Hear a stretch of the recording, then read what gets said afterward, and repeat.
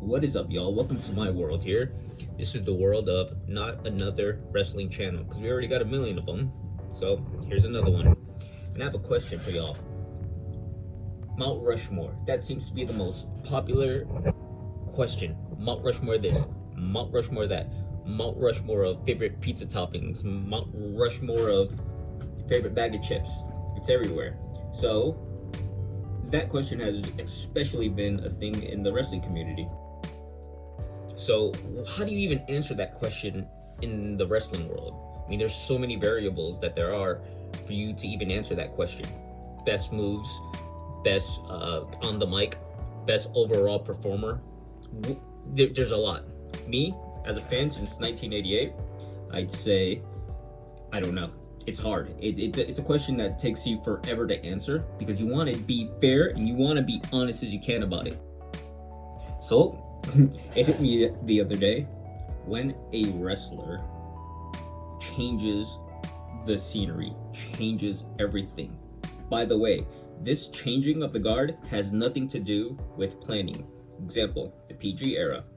I feel nobody ushered in that era organically. I'm sorry, and I love Roman Reigns. I love it, but it was pretty obvious that Vince was just pushing him but it wasn't organic, so the people booed. Remember those days before people cheered their heads off when Roman Reigns came out? And I'm glad he's getting that praise, but man, y'all remember it was rough. It was really, really rough when Roman Reigns would come out and they would just boo the socks off of him.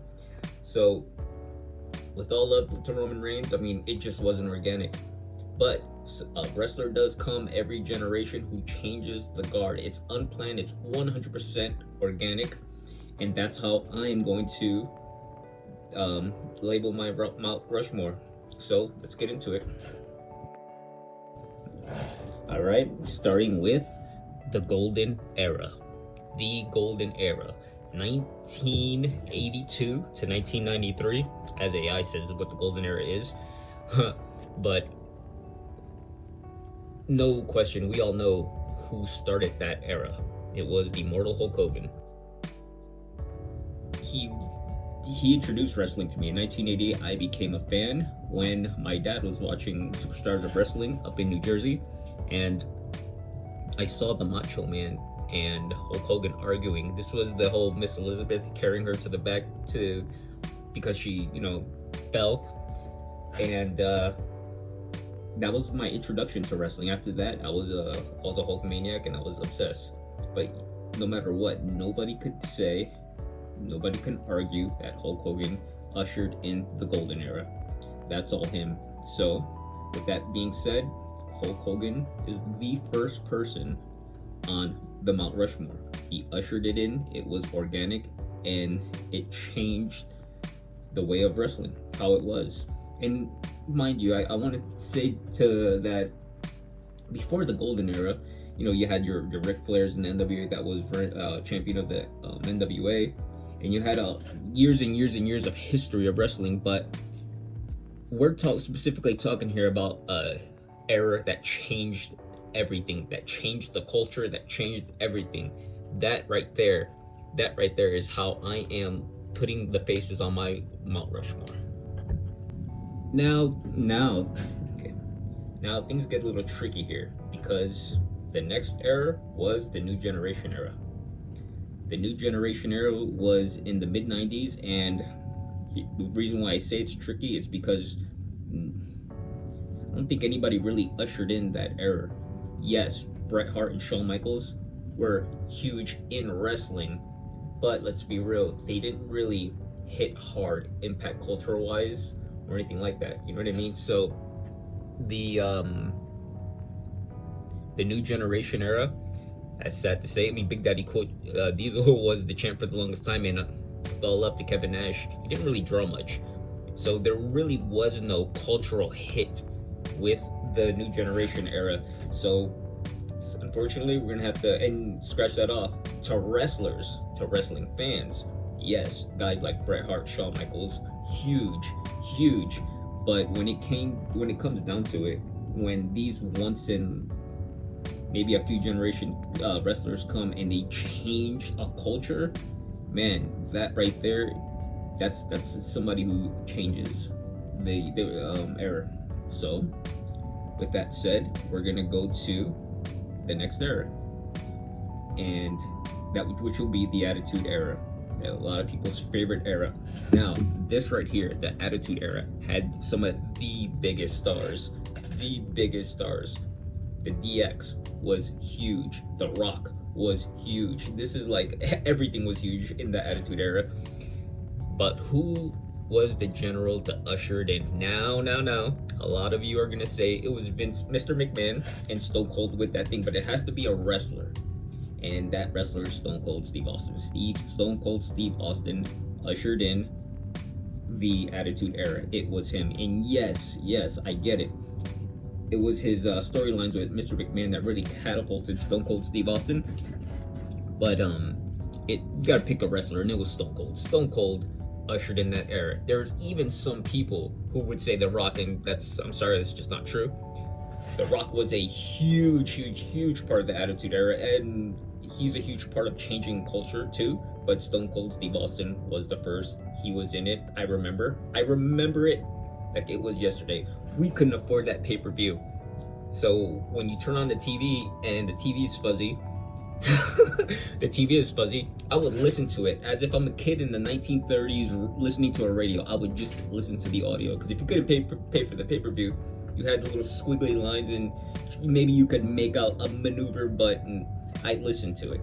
I remember King of the Ring, I was rooting for Jake the Snake, because Jake the Snake was a babyface, and he was overcoming some demons with alcoholism, and I was rooting for Jake the Snake, and I wasn't rooting for the Ringmaster. Get out of here, Ringmaster. But then Jake, not only did the Ringmaster win, he cut that promo. I'm going to tell you guys a true story. This is a true story. When he cut the promo insulting Jake the Snake on his recovery, and throwing some shade on thumping your Bible and saying your Psalms, I was pretty pissed off. I was a little kid, and when I was listening to it from the TV with those squiggly lines, I literally punched the wall. Like, that is a true story. I was so upset and so pissed off about that, and I could hear the fans cheering, and that's what also pissed me off. Oh, and you guys like this stuff? It truly was the changing of the guard. Stone Cold Steve Austin ushered in the Attitude Era, and that's why Stone Cold deserves the second spot on the Mount Rushmore.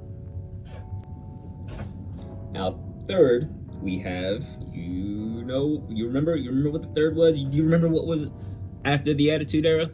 It was the Ruthless Aggression Era. We all know who ushered in the Ruthless Aggression Era. That was John Cena. John Cena, that legendary segment where Kurt Angle comes out and he says, who's out there in the back that could come out? An unknown John Cena comes and he says it. This is like a pretty epic way to usher in a era, because if you think about it, can you imagine, like, if Hulk Hogan's time, Hulk Hogan like verbally announced in a promo the Golden Era? That never happened. Or Stone Cold said, this is the Attitude Era. That didn't happen.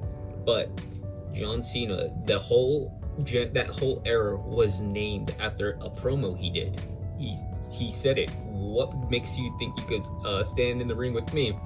And he says, ruthless aggression, and slap the dog poop out of Kurt Angle's mouth. It was pretty epic. It was pretty cool. And he changed culture. It just, when you're the leader of an era, you're changing culture you're changing culture as it is. Everybody knows you're the big dog, and it comes organically. And John Cena, I mean, love him or hate him, you cannot deny that he ushered in the Ruthless Aggression Era, and he changed the culture of wrestling, and even outside of wrestling. That's what this is. When you organically can do that, you are like a special person who comes not just once every generation, but comes every few generations. And that's it. John Cena was the last true person who organically ushered in a new generation. After that is the PG era, as I stated in the beginning of this video. With all love to Roman, it was kind of shoved down our throats a little. I'm not trying to say that in a mean way, because I always liked Roman Reigns. I was into it, but I would during that time before the OTC era, and he was good, and I liked him, but yeah, it was a little forced. There were guys like Daniel Bryan who was like more organically winning the hearts of the fans, but you know, they pushed him back. So I mean, that run was tampered with, and we got Roman instead, and that's why I'm not gonna give anybody a name that ushered in the PG era. It was not organic, it wasn't natural, it was manufactured, you know. So now I know what you're thinking here. That's only 3. Mount Rushmore has 4 faces. There's one man on my Mount Rushmore that hasn't ushered in a generation, but I'm gonna put him on my Mount Rushmore, and to me is the greatest wrestler ever, hands down, the greatest ever, the greatest to do it. And that person is, should I put a countdown or a drum roll?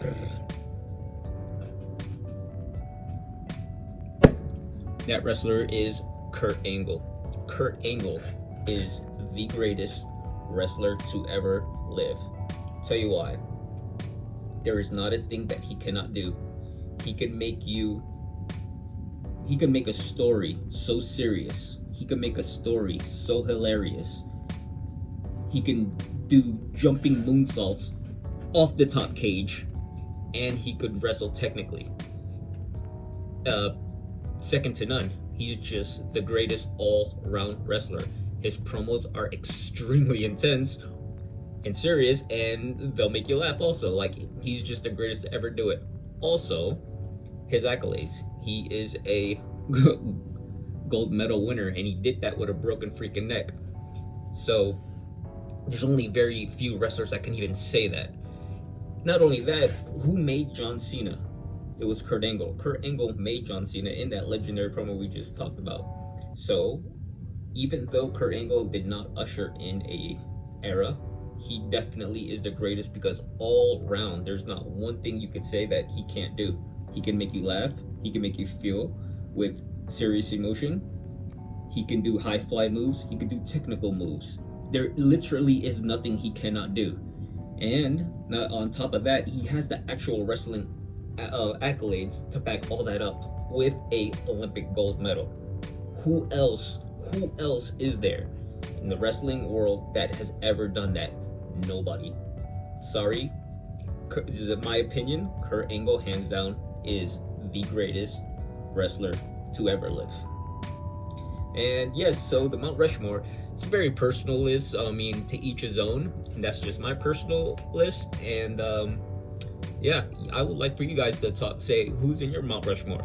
There you go. I'm actually curious to hear it. Let's talk about it, huh? Peace.